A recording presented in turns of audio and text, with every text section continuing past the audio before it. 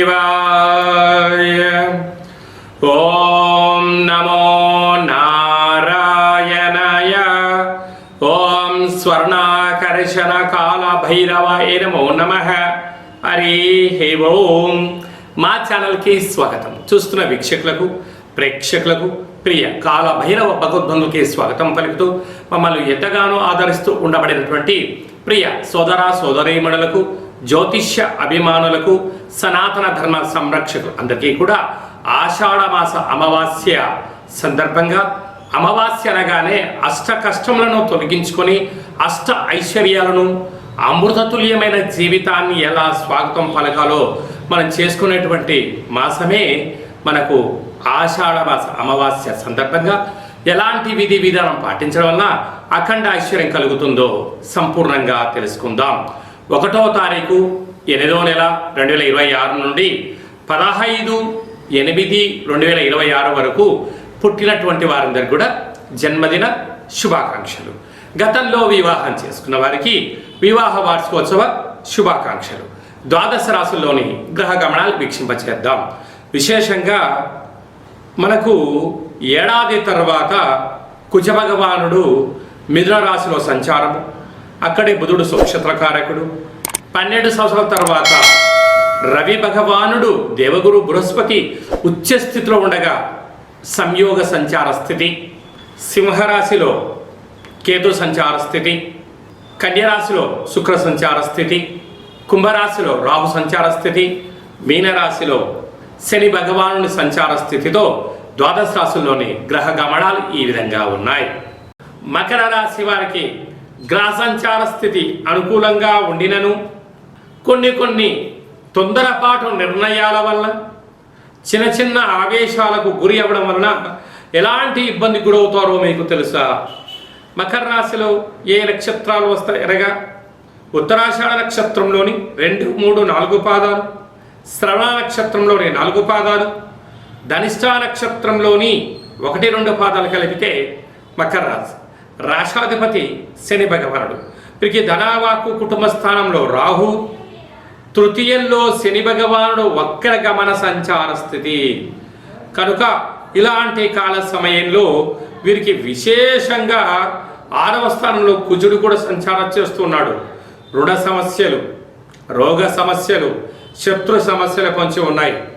సమయం సామాన్యుడికి సంపన్నుడికి ఒకటే కనుక ఇలాంటి కాల సమయంలో వీలైనంత వరకు ఓర్పు, నేర్పు, సమయం, సత్ప్రవర్తన అవసరం అని చెప్పి మీరు గుర్తు పెట్టుకోగలగాలి. అదే కాకుండా రవి భగవానుడు 12 సంవత్సరాల తర్వాత దేవగురు బృహస్పతి అయినటువంటి గురువుతో సంచారం చేయనప్పుడు సకాలంలో తిండి, సకాలంలో నిద్ర అవసరం అని చెప్పి కూడా మీరు గుర్తు పెట్టుకోగలగాలి.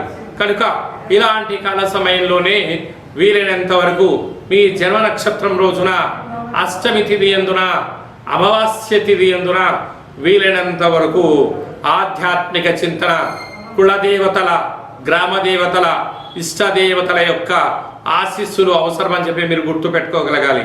కనుక ఇది అసలే వర్షాకాలం అవ్వడం వలన ఉప్పు నీటితో లేక ఉప్పుతో దిష్టి తీసి బయట పడేయడం వలన సకల దోషాలు తొలగించుకొని గ్రహ ఐశ్వర్యాలు పొందుతూ మానసికంగా, శారీరకంగా సకల దోషాలు తొలగించుకోవచ్చు అని చెప్పి గమనించాలి. కనుక ఈ మకర రాశి జాతకులు వీలైనంత గోరువెచ్చని ఆహారం తినడం, ఐస్ క్రీమ్కు, చల్లటి పదార్థాలకు దూరంగా ఉండడం, ఆరోగ్యంగా ఉండే మానవ ప్రయత్నం చేయాలి. తగు వ్యాయామం అవసరం అని చెప్పి కూడా మీరు గుర్తు పెట్టుకోగలగాలి. ఆగస్టు మాసంలో ప్రథమార్థంలో ముఖ్యమైన పండుగల గురించి క్లుప్తంగా, సవివరంగా, సంపూర్ణంగా తెలుసుకుందాం.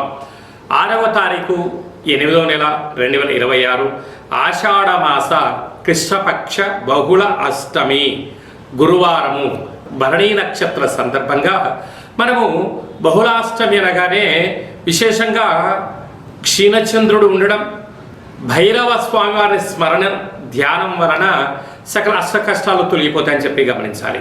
కనుక కాలాష్టమితో సమానమైన అష్టమి కనుక ఇంట్లో ఒక కుష్మాండ దీపాన్ని వెలిగించడం, ఇంటికి దిష్టి తీసి పలగొట్టడం వలన సకల అష్ట కష్టాలు తొలగిపోతాయని చెప్పి గమనించాలి.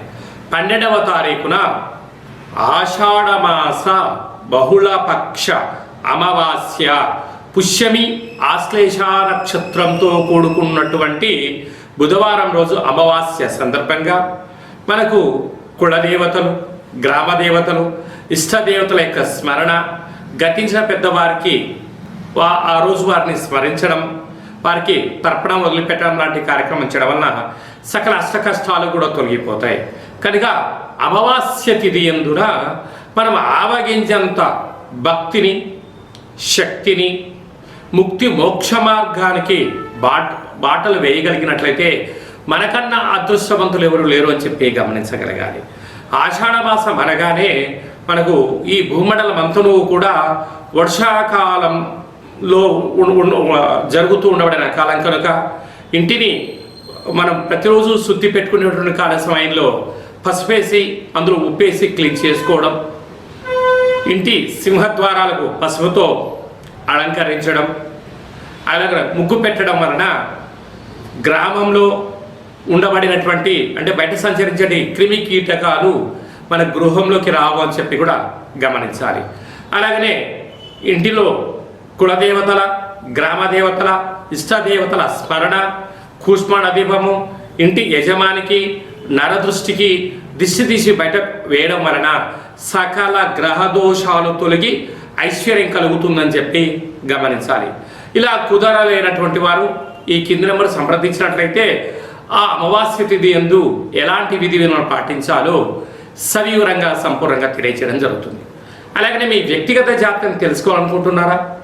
మీ యొక్క పేరు, పుట్టినటువంటి తేదీ, నెల, పుట్టినటువంటి సంవత్సరం, సమయాన్ని రాసి వాట్సాప్ ద్వారా పంపించగలిగినట్లయితే 100 సంవత్సరాల జాతకాన్ని వ్రాసి మీరు పుట్టినప్పుడు గ్రహ గమనాలు ఎలా ఉన్నాయి, ప్రస్తుతం ఎలా ఉంటున్నాయి, భవిష్యత్తులో ఎలా ఉండబోతున్నాయో 100 సంవత్సరాల జాతకాన్ని సవివరంగా సంపూర్ణంగా వ్రాసి మీకు వివరిస్తూ అష్ట కష్టాల నుంచి ఎలా బయటపడాలి, అష్ట ఐశ్వర్యాలకు స్వాగతం ఎలా పలకాలో తెలియజేయడం జరుగుతుంది. అలాగనే చాలామందికి పుట్టినటువంటి కాల సమయంలో డేటా ఆఫ్ బర్త్లో లేనటువంటి కారణం వలన మీ పేరు యొక్క మొదటి అక్షరాన్ని అనుసరిస్తూ రాశిని తెలియచేస్తూ రమణ శాస్త్రం ద్వారా అనగా గవ్వళ ద్వారా కాళభైరవ ఉపాసన చేత భూత భవిష్యత్ వర్తమానాన్ని తెలియజేయడం జరుగుతుంది. ఈ కింది నెంబర్ని సంప్రదించి అపాయింట్మెంట్ తీసుకొని సంప్రదించగలరు. అందరికీ ఆషాఢ మాసంలో అమ్మవారి యొక్క కృప కటాక్ష వీక్షణలు, అందరికీ మంచి ఆయురారోగ్యాలను, విద్యార్థులకు విద్య, ఉద్యోగస్తులకు ప్రమోషను, వ్యాపారస్తులకు వ్యాపార ఆకర్షణ, రాజకీయవేత్తలకు మంచి అవకాశాలు కలిగించాలని మనసారా కోరుకుంటూ ఆశీర్వచనం. ఓం శతమానం భవతి శతాయ పురుష సతేంద్రియ ఆయుష్యేవేంద్రియే ప్రతిష్టతి ధనం ధాన్యం బహుపుత్రలాభం శత సంవత్సరం దీర్ఘమాయు సర్వే జనా సుఖినో భవంతు లోకా సమస్తా సుఖినో భవంతు సర్వం కాళభైరవ దేవతార్పణమస్తు. హరి ఓం. ఈ వీడియో మీకు నచ్చినట్టయితే లైక్ చేయండి, షేర్ చేయండి, మా ఛానల్ సబ్స్క్రైబ్ చేసుకోండి. ఆధ్యాత్మిక భక్తి సమాచారాన్ని భగవద్బంధులకు, మిత్రులకు, స్నేహితులకు చేరవేసి హిందూ ధర్మాన్ని కాపాడండి.